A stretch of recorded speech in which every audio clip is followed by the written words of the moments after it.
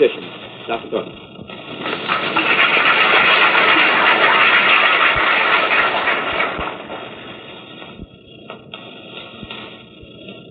Chairman, ladies and gentlemen,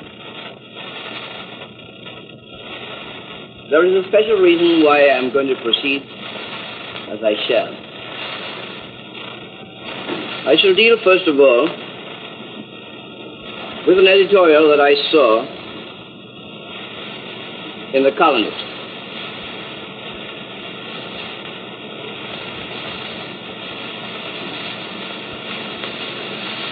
With regard to the editorial appearing in the Royal Gazette of Tuesday last, I should like to remind the editor that as a doctor, I'm only too well aware that there is no such thing as a panacea for all ills in the medical field, and I have less reason to expect it in the political field.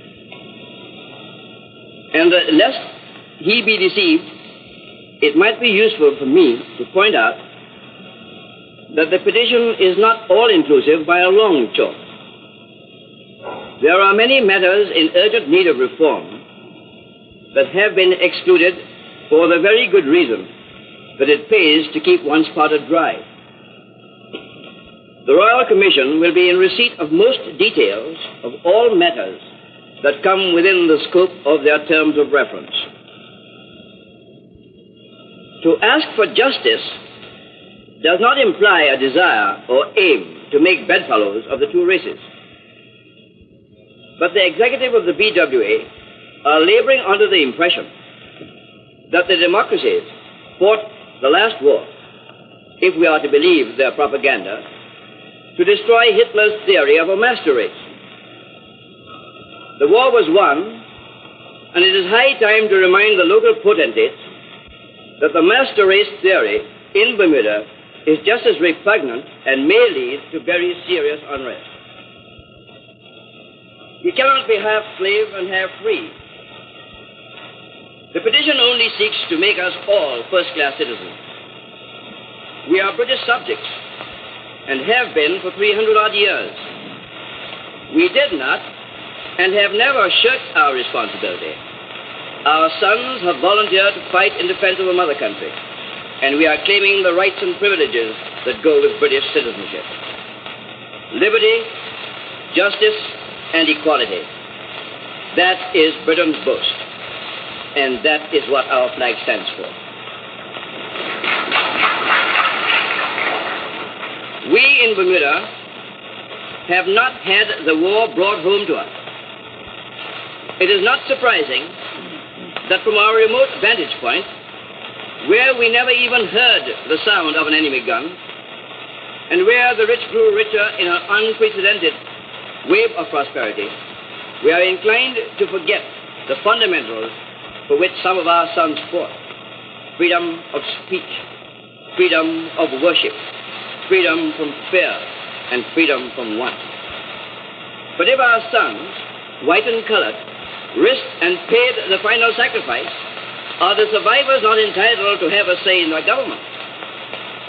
Are the Japanese, our late enemies, better than us? Why are they to have democracy based on universal suffrage, while we retain our extremely limited franchise that is food for our continued oligarchy? An oligarchy that is about to be weighed in the balance and will in all probability be found wanting in its responsibility to the government. And what the editor considers the personal interpretation of the draftsman of the events and circumstances which form the underlying motive of the petition can be found in some of the editorials of his own paper and in those of his contemporaries, as well as in responsible correspondence and articles that have appeared from time to time in the local press. It will not be forgotten that throughout the war years and their aftermath upon which we are now entering, that stubborn, strongly interested groups within government circles failed in their obligation to the governed, and the prayer of the petition is to ensure a correction of this state of affairs.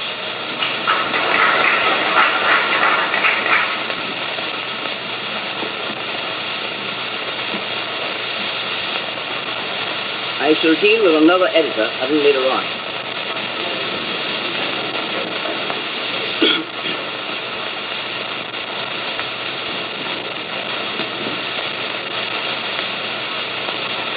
Realizing, as we do, that this country has been governed by fear,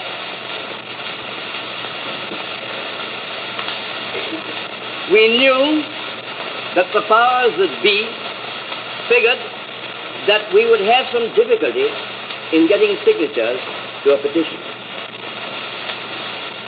And therefore, we had to devise some means of overcoming that difficulty. I know that the very great majority of the inhabitants of these islands would gladly sign a petition asking for relief if only they were not afraid of their job or mortgage foreclosure or some other disability that they might suffer as a result of it. So therefore, we decided that the executive of the Bermuda Workers Association, the only active, progressive organization that has been, for the past 2 years, looking after the interests of the underprivileged, would sign this petition on behalf of the general membership of the BWA, as well as the underprivileged and suffering masses of Bermuda. But we could not presume to sign on behalf of the masses of Bermuda without the authorization that we consider necessary. And so, as to permit of that authorization, we decided to submit a resolution at every one of the meetings that we are holding in this campaign for the purpose of allowing the audience to decide just what their decision is towards that resolution. In the resolution, we have a line that provides for stating the number of people at a meeting who agrees to the resolution, which is tantamount to giving authority to the executive committee to sign on their behalf. So therefore it means that no one of the masses or of the membership of the BWA will have to be exposed to any intimidation or victimization except our committee. Our executive committee are a responsible body that have been put into power by the membership and as such demand respect and fair play. But in any case, should any attempt be made to victimize any one of the executives, then we are better able to take care of that situation than we would be, that is to say the BWA, than we would be if we had to take care of hundreds. And that's the reason why we are fearless with regard to the signing of this petition.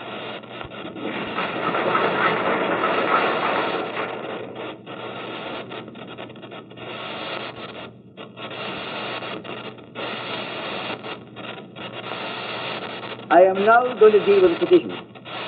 Unfortunately, I will not be able to read it out to you clause by clause because it must occur to you it is hardly reasonable to expect that a petition should be published, and we have the press here, before it is received by the Secretary of State for the Colony. So I have fallen on a little trick.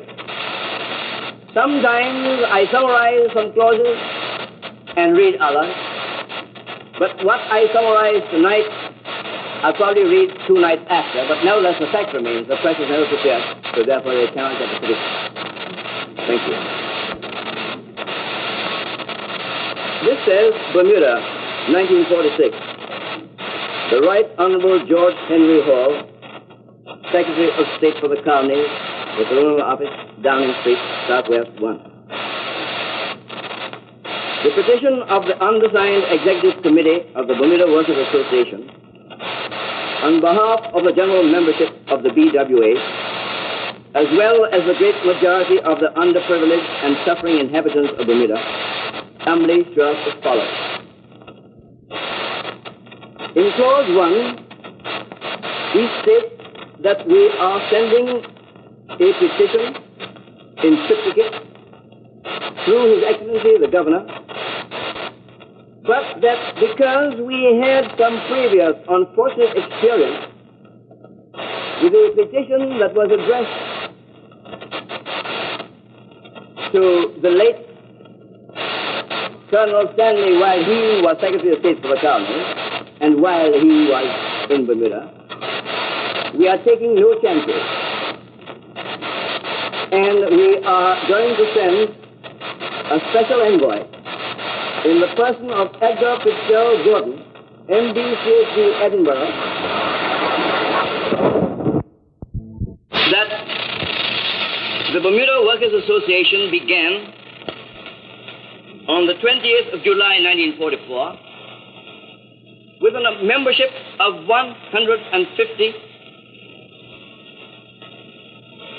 which within 5 months, at the time of the arrival of Colonel Oliver Stanley in Bermuda, had attained a membership of 1,145. Male and female, white and colored workers throughout Bermuda. And we add that in 2 years, despite the fact that there was no trade union bill on the statute books, and that many people were of the impression that our organization was illegal, and therefore they were afraid. Despite that deterrent fact, we have reached a membership of nearly 5,000. Thus having established the largest organization in the history of Bermuda.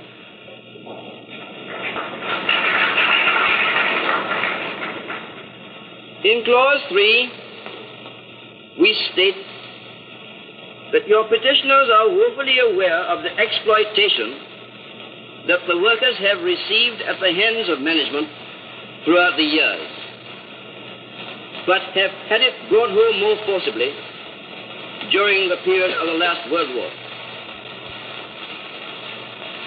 Immediately on the declaration of war in 1939, all construction ceased, and labor that could hardly subsist at the then wage of 10 shillings a day was forced to work at government projects at 5 shillings for a 9-hour day in lieu of a dole. On Bermuda having been made headquarters for imperial censorship, as well as a convoy base, there was a little more circulation of money, and a labor supply control board was established under the wartime emergency powers then vested in His Excellency the Governor. This board was essentially an employment bureau to bring employer and employee into relationship at a time when a little better wage was procurable. But as soon as the construction of United States of America defense bases was about to begin, a labor board came into existence and proceeded forthwith to issue wage scales called minimum and maximum wages in effect as a directive to the U.S. authorities. Not only were these scales drawn up without due regard to the actual cost of living, but were arrived at after consulting various employers of labor. At no time in the history of these labor boards has labor secured representation on them. In fact, all labor boards, up to and including the present peacetime one, which on the 1st of January 1946 became a permanent instrument of government, have been and is manned by employers or employer interests. Meanwhile, the prices of commodities, foodstuffs, clothing, hardware, furniture, and rent were allowed to soar and actually spiral towards insanity. When, at the sinking of the city of Birmingham, our only supply ship, in June 1942 was a ceiling fixed at the then existent prices on certain articles that were then rationed for the first time. Even a modest measure of rent control in those days of a housing shortage was quickly consigned to the wastepaper basket by the landlords who dominate the House of Assembly. And up to now, there has been no rent control, as a result of which many workers have been dispossessed of their dwelling places because of inability to compete with American-based workers in paying the highly raised rental costs. Base workers who received and are receiving 3 and 4 times as much for similar and comparable work. Labor was frozen in certain essential works at wages that were definitely substandard for a 9-hour day, and so the workers were only able to eke out an existence by a great deal of overtime. It would have been impossible to exist on basic wages. All in all, labor has suffered and is still suffering under the present government setup. On the legislative side, we point out that there were no laws to protect labor. That towards the end of 1945, a Labor Dispute, Arbitration and Inquiry Act passed the House of Assembly and became law on the 1st of January 1946. We point out that up to now, that law has not been invoked either to settle disputes or to inquire into labor conditions. And then we mention the fact that the Trade Union and Trade Disputes Act was introduced to the legislature and passed in August and became law on the 3rd of September. In connection with that, in Clause 4 we say, your petitioners would like to point out that their president, Dr. E.F. Gordan, is the first and only representative in the House of Assembly who was returned to Parliament on the 8th of March 1946 on a labor platform.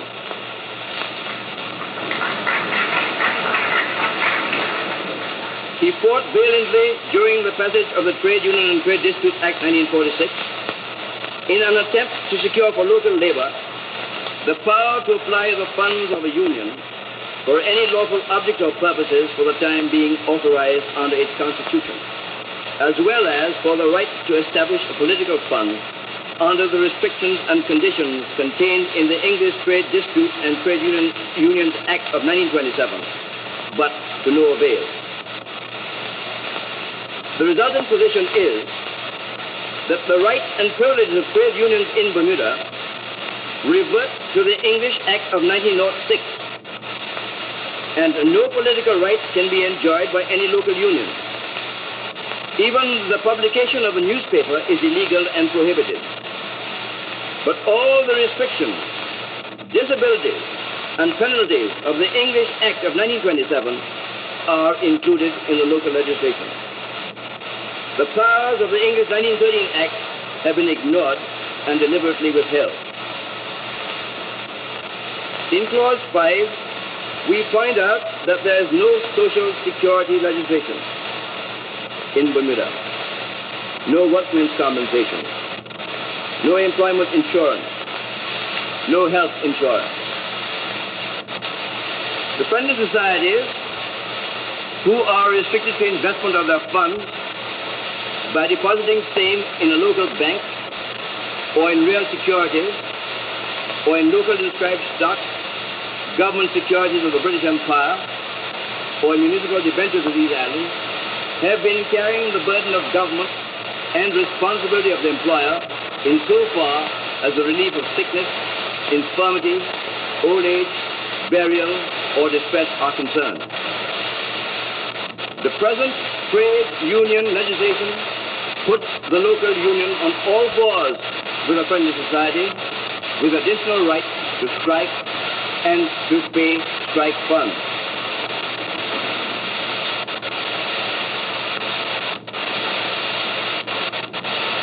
In clause 6, we turn to a different subject.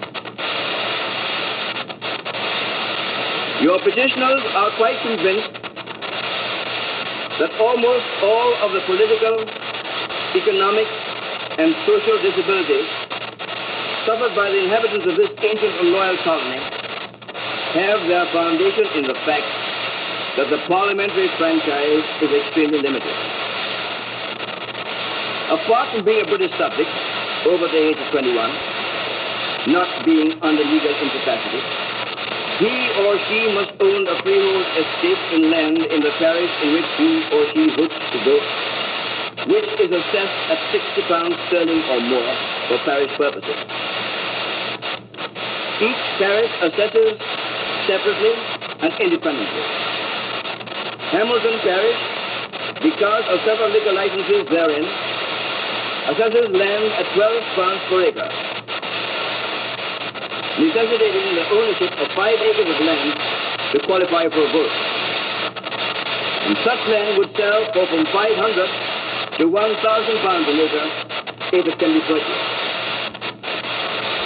With only 18 square miles of acreage, it would be thus seen that by this yardstick, the franchise will always be very limited, especially when large tracts of land are used for golf courses and others are owned by private individuals who would not sell, not to mention the lands owned by the imperial government or by glebe.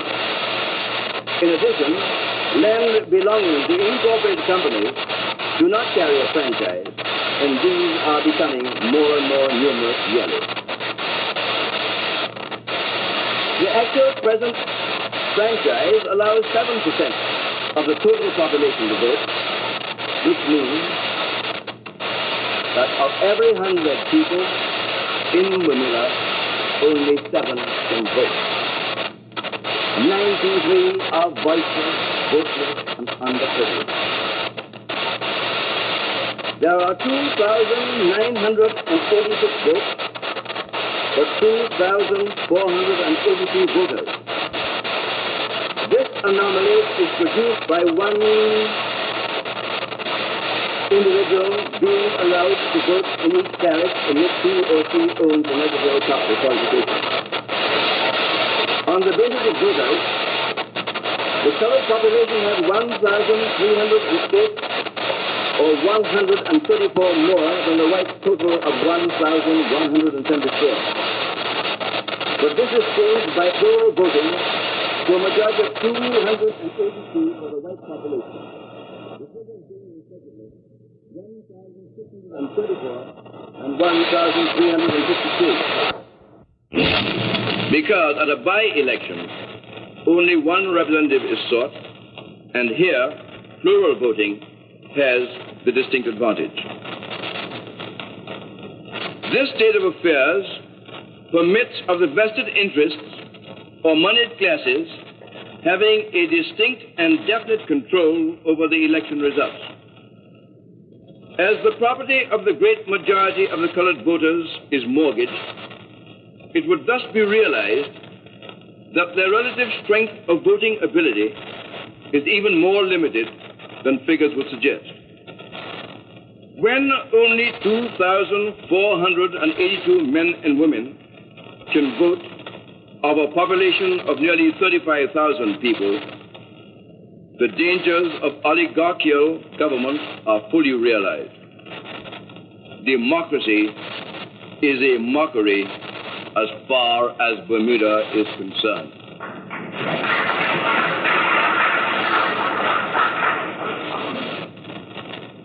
In Clause 7, we deal a little with the history of government in Bermuda. And I feel that the majority of you will be getting some information for the first time.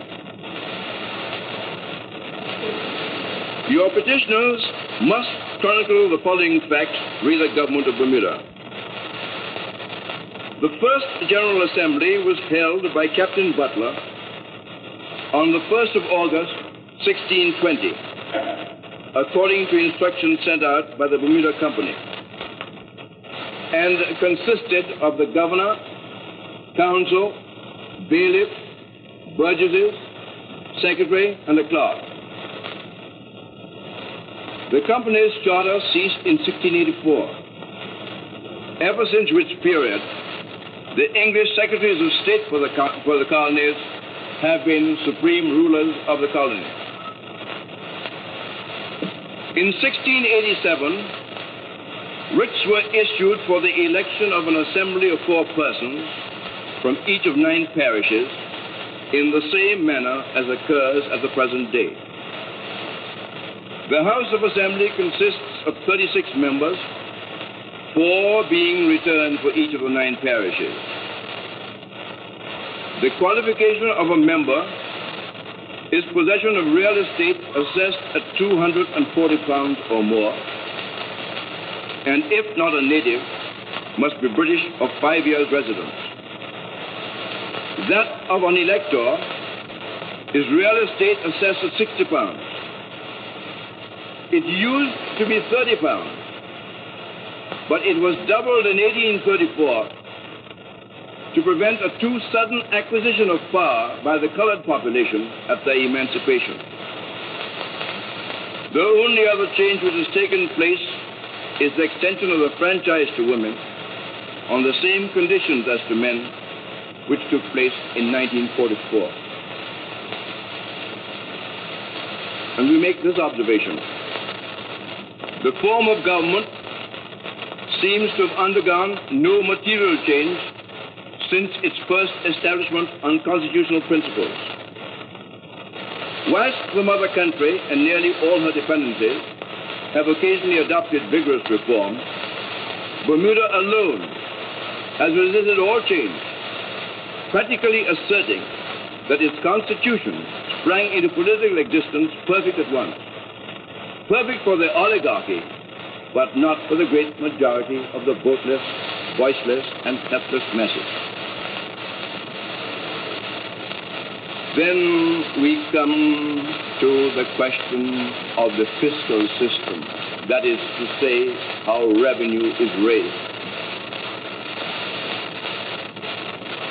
Your petitioners must refer to the fiscal system, which is based almost exclusively on customs duties. The Hotel Association Catalogue of 1939 boasted, Bermuda is not a democracy. Taxation is negligible. There is no income tax, no death, estate, inheritance, or gift tax, no personal property tax, no sales tax, no nuisance taxes. And that same catalogue stated, in connection with the fact that Bermuda is not a democracy, non-voters accept and respect this system. Now listen to the importance. Because it works well and guards against participation by uneducated, irresponsible, or dissatisfied elements.